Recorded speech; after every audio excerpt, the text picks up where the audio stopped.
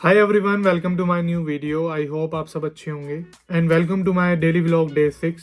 तो आज की इस वीडियो में हम बात करेंगे परमानेंट रेजिडेंट थ्रू रिफ्यूजी, मतलब पीआर कैसे लेनी है कनाडा में, रिफ्यूजी के थ्रू या असाइलम के थ्रू कनाडा में। तो इसके बारे में हम बात करेंगे इस वीडियो में। तो इस वीडियो को पूरा देखने के लिए चैनल को सब्सक्राइब कर दो और ऐसी ऐसी नई वीडियोस, इन्फॉर्मेशन वीडियोस और डेली व्लॉग देखने के लिए भी चैनल को सब्सक्राइब कर दो। तो चलिए शुरू करते हैं। अब हम बात करते हैं असाइलम के बारे में, रिफ्यूजी के बारे में कि उनको वो पीआर कैसे लेते हैं, क्या सिनेरियो चल रहा है प्रेजेंट का, वो हम बताते हैं। तो पिछले कुछ समय से क्या चल रहा है कि कोई भी, जैसे कि वर्क परमिट ले लो या स्टूडेंट ले लो या कोई भी विजिटर आ रहे हैं, तो अब सबको पता है कि इस समय कनाडा में पीआर मिलना इजी नहीं रहा, बहुत हार्डवर्क करना पड़ता है। तो हर बंदे के लिए अब पीआर लेना इतना आसान नहीं रहा। तो जो बंदे पीआर नहीं ले सकते, जो लोग पीआर नहीं ले पा रहे हैं इस समय, वो क्या कर रहे हैं, अपनी असाइलम की फाइल डाल रहे हैं रिफ्यूजी की।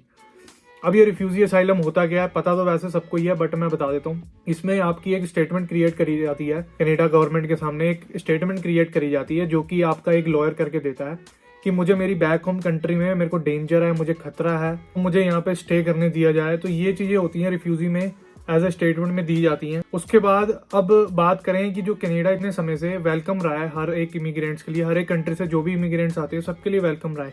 अगर हम कंट्री ले लें, इंडिया से Bangladesh, Russia, UK, Ukraine, Pakistan, ये इन कंट्रियों से ऑलवेज वेलकम कंट्री रही है कनाडा इमिग्रेंट्स के लिए। अभी जुलाई में जस्ट मार्क मिलर की एक स्टेटमेंट आई थी कि जो 2019 के कंपैरिजन में, 2019 में जो पूरे ईयर में जो केस आए थे वो टोटल आए थे 64,000। बट अगर हम 2024 की बात करें तो सिर्फ मई तक के जो केसेस हैं, जनवरी से मई तक के केसेस ही 75,000 हो गए हैं। तो देखा जाए लोग कहीं ना कहीं इस चीज़ का गलत फ़ायदा उठा रहे हैं अपनी पीआर लेने के लिए, जैसे कि पीआर बड़ी हार्ड हो चुकी है कनाडा में लेने के लिए। जैसे कि हमने केसेस की बात करी, वो इतने 1000 केसेस जो हैं उसमें से ज़्यादातर तो विजिटर वाले ही होते हैं। जो विजिटर एज अ विजिटर आए होते हैं कनाडा में, वो रिफ्यूज़ी आके फाइल कर देते हैं। जैसे कि रिसेंटली एक न्यूज़ भी आई थी, जो दिल्ली टू मॉन्ट्रियल एक फ़्लाइट आई थी EC51 करके, जो कि इवनिंग में लैंड हुई थी। उसमें 40 ऐसे लोग थे जो कि एयरपोर्ट पे आके उन्होंने असाइलम फाइल करी, बिकॉज उनके पास कोई पर्पज़ नहीं था यहाँ पे विजिट करने का, और जिनके यहाँ पे कोई रिलेटिव्स भी नहीं थे या कोई भी नहीं था उनको पिकअप करने के लिए नहीं था। बट जो वो स्टेटमेंट वहाँ एम्बेसी को दे के आए थे जब उन्होंने फाइल लगाई थी कि हमारा वो फैमिली मेम्बर वहाँ पे है, वो रिश्तेदार है, तो फेक उन्होंने स्टेटमेंट अपनी लगाई थी। बट मजबूरन में उनको रिफ्यूजी फाइल यहाँ पे आके करनी पड़ी। तो देख सकते हैं इस समय रिफ्यूजी का कितना चल रहा है। एक तो एम्बेसी वाले भी फोर्स करते हैं रिफ्यूजी के लिए, बिकॉज कोई पर्पज़ नहीं होता उनका विजिट करने का। और दूसरा क्या, हमारे जो स्टूडेंट हो गए, एज अ स्टूडेंट्स हो गए, एज अ वर्क परमिट हो गए, जिनकी आगे पीआर इनको पता है हार्ड है, नहीं मिल पाएगी, तो वो सीधा रिफ्यूजी बाद में फाइल कर देते हैं। और कई तो इतने जानबूझ के रिफ्यूजी फाइल करते हैं कि मुझे कनाडा में ही रहना है, बिकॉज आगे जाके कोई उनके पास लीगल स्टेटस बचता नहीं है, तो वो रिफ्यूजी फाइल कर देते हैं कि कनाडा में ही हम रहें। अब ये बताना मुश्किल है कि ये लोग बच्चे हैं या कोई भी वर्क परमिट में हैं, लोग जो सही कर रहे हैं रिफ्यूजी डाल के या नहीं कर रहे, ये तो अब उनको ही पता। बिकॉज कई चीज़ें होती हैं इसमें मैटर करती हैं रिफ्यूजी में, कि आप इंडिया वापस नहीं जा सकते या आप अपनी होम कंट्री वापस नहीं जा सकते। यहाँ पे भी कई रेस्ट्रिक्शन होती हैं, बहुत चीज़ें होती हैं। तो इसको ना मैं कोई प्रमोट करूँ, ना मेरे को पता है इसके बारे में कि ये चीज़ करनी चाहिए नहीं करनी चाहिए। अब मैं आपके साथ एक रिसेंटली जो स्टोरी है वो शेयर करूँगा। वो मेरे नॉन के फ्रेंड की स्टोरी है, वो जिसने रिफ्यूजी ली है। मैं उसके बारे में आपके साथ शेयर करूँगा कि रिफ्यूजी ली कैसे जाती है, क्या क्या दिक्कतें आती हैं रिफ्यूजी लेने में, क्या हम बैक होम वापसी जा सकते नहीं जा सकते, क्या प्रोसीजर होता है टोटल, क्या स्टेटमेंट तैयार करी जाती है लॉयर के थ्रू, कैसे लॉयर किया जाता है। तो मैं इस पूरा आपको इस वीडियो में बताऊंगा। सबसे पहले शुरू करते हैं, जो रिफ्यूजी की फाइल कैसे तैयार होती है। आप सबसे पहले तो लॉयर करते हो अपने।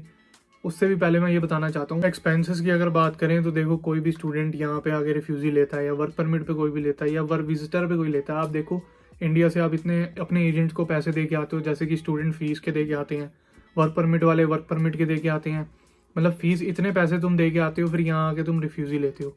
तो देखो एक्सपेंसेस कितने हो जाते हैं, 30-40 हज़ार डॉलर आपके कहीं नहीं कहीं जाते हैं। उसके बाद आप लॉयर करते हो यहाँ आके, वो उसके चार्जेस अलग। सबसे पहले हम रिफ्यूजी क्लेम कैसे की जाती है सब कुछ मैं बताता हूँ इस वीडियो में। सबसे पहले हम करते हैं एक लॉयर, क्योंकि लॉयर हमारी एक फाइल तैयार करता है जिसमें कि हमें, जैसे कि अगर कोई वर्क परमिट में है या एज अ स्टूडेंट है यहाँ पे, उसकी फाइल कैसे तैयार होती है। तो स्टेटमेंट में लिखा जाएगा मैं कितने टाइम से यहाँ पे स्टे कर रहा हूँ कनाडा में, मेरा वर्क स्टेटस कैसा है, मेरा स्टडी स्टेटस कैसा है, और मैं टैक्स फाइल कर रहा हूँ यहाँ पे, और मेरा कोई इलीगल एक्टिविटीज़ में नाम नहीं है, मेरा वर्क बिहेवियर अच्छा है, मेरा ड्राइविंग रिकॉर्ड अच्छा है। ये सब स्टेटमेंट में हमारा लिखा जाता है, जिससे और जो फाइल हमारी जाती है एम्बेसी में, हमारी वो फाइल क्यू में लगा देता है हमारा लॉयर।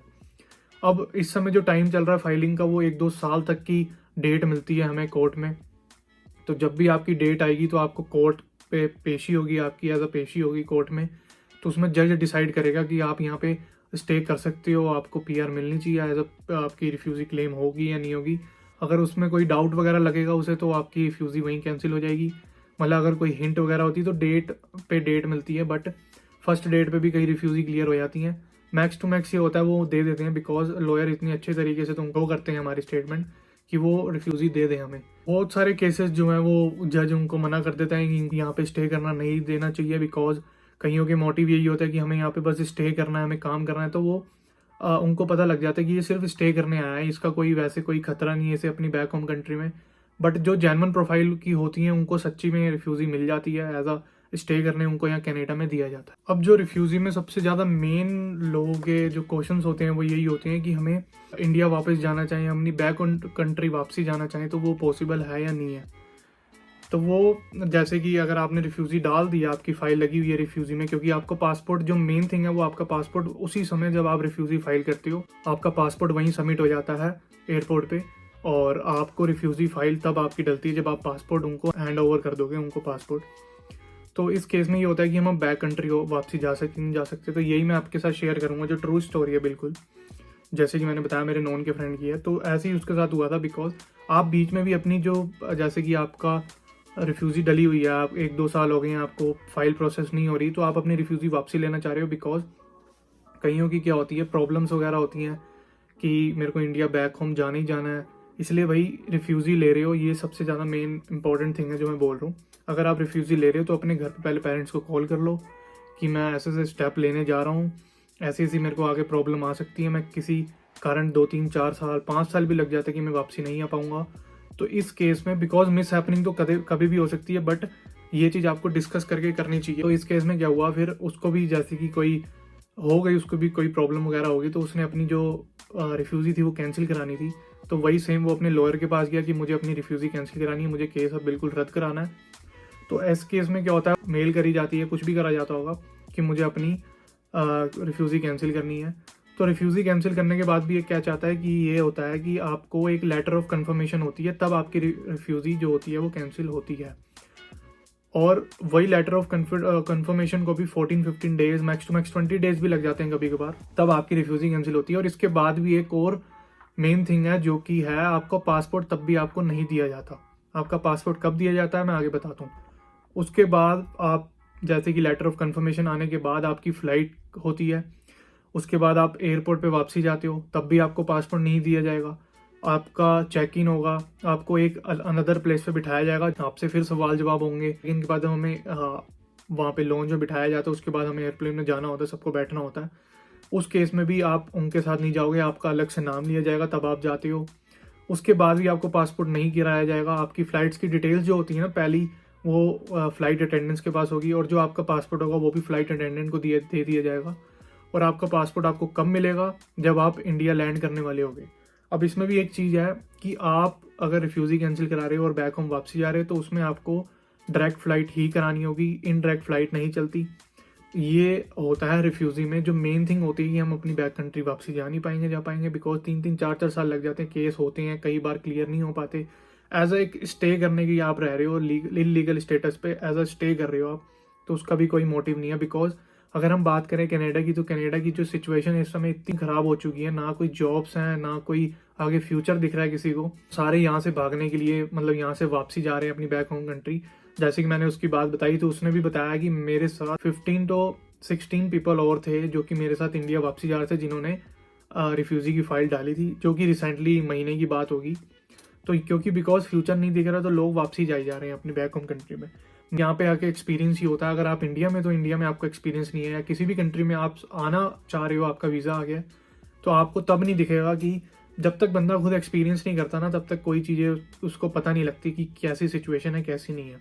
मैं कोई नेगेटिविटी नहीं फैला रहा हूँ कि कनाडा में ये नहीं है वो नहीं है फ्यूचर भी है।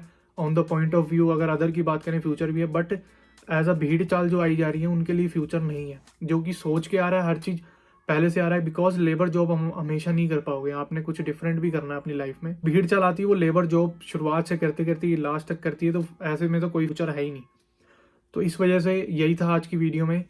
तो जैसे कि मैंने बताया कि रिफ्यूजी का कैसे रहता है, एज अ ओवरव्यू दे दिया मैंने रिफ्यूजी का, असाइलम का। बाकी नेक्स्ट वीडियो में आपको प्रॉपर बताऊंगा मैं कि रिफ्यूजी फाइल कैसे की जाती है और कैसे आपका केस क्लियर होता है, कैसे आपको लॉयर करना है यहाँ पे आके, और एज अ विजिटर आ रहे हो तो कैसे आपको रिफ्यूजी लेनी है, ऑन द एयरपोर्ट लेनी है या बाहर आके लेनी है।